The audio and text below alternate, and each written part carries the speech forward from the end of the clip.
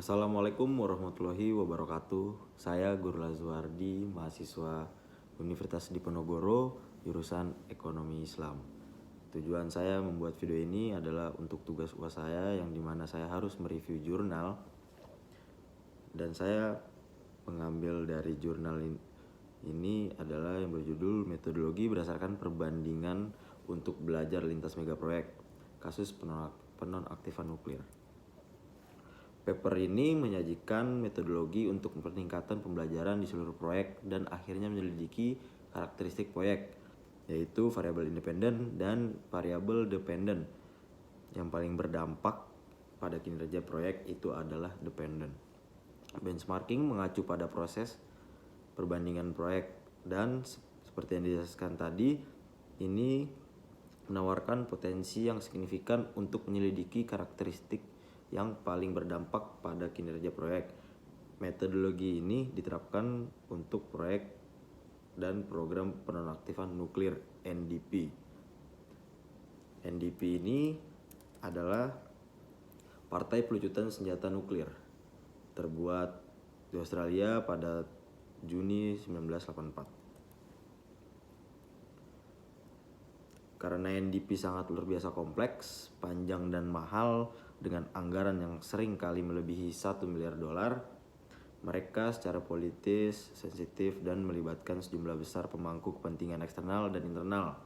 Oleh karena itu, NDP dapat dialamatkan sebagai mega proyek. Analisis perbandingan dalam literatur.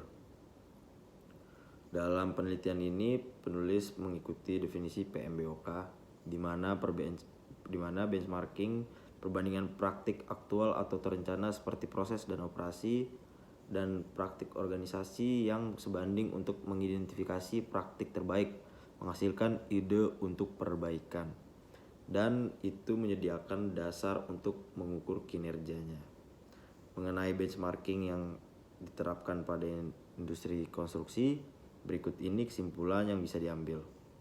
Analisis benchmarking cocok untuk mengetahui kinerja suatu perusahaan dengan menggunakan metrik input, misalnya biaya keselamatan dan biaya manajemen, dan metrik output, misalnya biaya kinerja, kepatuhan jadwal, kepuasan pelanggan, kinerja keselamatan, dan keuntungan. Perbandingan kualitatif dapat memungkinkan perbandingan praktik manajemen, menemukan hubungan antara data kinerja dan menentukan tren industri, juga menjadi berdasarkan persepsi personal kunci. Pendekatan ini dapat diterapkan sebagai bagian dari berkelanjutan program perbaikan. Metodologi untuk belajar lintas megaproyek yang dikembangkan untuk penelitian ini sebagian besar didasarkan pada bukti empiris dan menggunakan metode induktif, bukan metode deduktif, di mana induksi didefinisikan induksi sebuah kesimpulan dari contoh-contoh tertentu atau pengembangan teori dari pengamatan realitas empiris.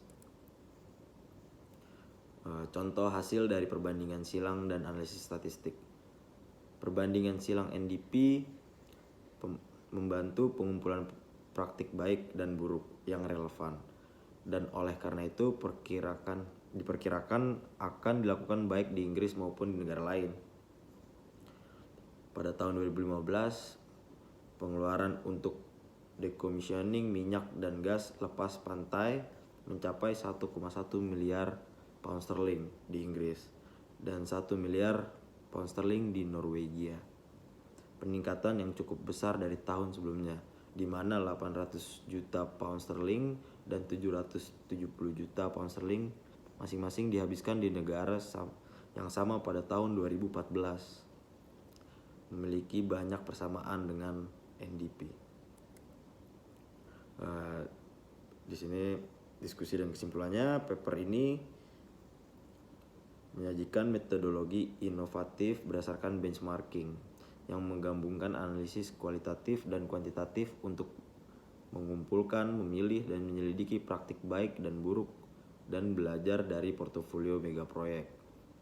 Metodologi yang diusulkan dalam makalah ini dimulai dengan pemilihan perwakilan megaproyek dan daftar karakteristik proyek yang berdampak pada proyek kinerja sesuai literatur. Literatur ini dilengkapi dengan semi terstruktur wawancara dan diikuti dengan analisis kualitatif dari informasi yang dikumpulkan. Lalu metodologi ini menyarankan untuk menerapkan analisis statistik untuk menilai korelasi antara proyek karakteristik dan kinerjanya dan untuk memvalidasi hasil melalui proyek percontohan. Sekian video yang saya buat. Wassalamualaikum warahmatullahi wabarakatuh.